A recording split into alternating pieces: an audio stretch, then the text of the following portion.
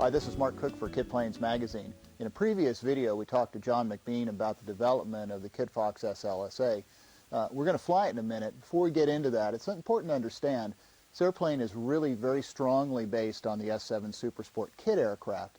And the cool thing about it is the Kitfox has a long and really great history. And at one point, SkyStar Aircraft, the previous owner of the design, attempted to certify or planned to certify the airplane. So a lot of the work in structures, in aerodynamics, and a lot of the testing was done to Part 23 standards. And at that point, it really gave them a leg up on the current development of the SLSA. But beneath it all, it's really a Kitfox, okay? It's got a slightly lower gross weight. It's the standard one is 1550. This is 1320 to meet the regular, the SLSA specs. As a result of that, it has really good performance with this Rotax 912S, okay? 100 horsepower. We got basically 1,100 foot per minute climb rate at gross at the ideal angle. We flew this morning pretty bumpy, so we kept the airspeed a bit high. We had 800 feet a minute or better at 80 miles an hour. That's way faster than best rate, so that's real nice over in the nose visibility. We punched it over. The airplane will do 123 miles an hour in cruise, which is really respectable performance considering you have a fair amount of wing. And you have an airplane that's really optimized for low-speed handling, so it's a really nice compromise. Stall speed's 43 miles an hour. Very easily meets the SLSA specs set down by the ASTM.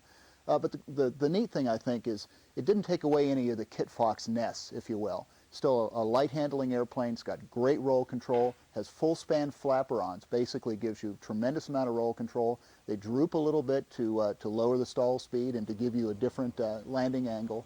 And they've made a very small change for the SLSA. It's really kind of a detent issue. They basically made the maximum flap deployment slightly less, gives it a little bit more conventional feel.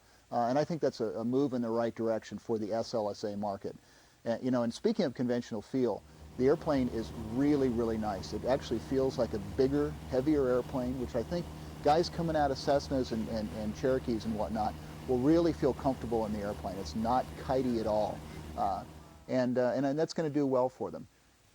So the Kitfox SLSA, thankfully, flies just like a Kitfox Experimental. It's got beautiful handling, good performance.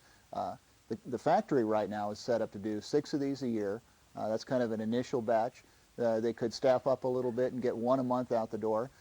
There's a little bit of room here next to the hangar where they could expand and go further than that if demand dictates it.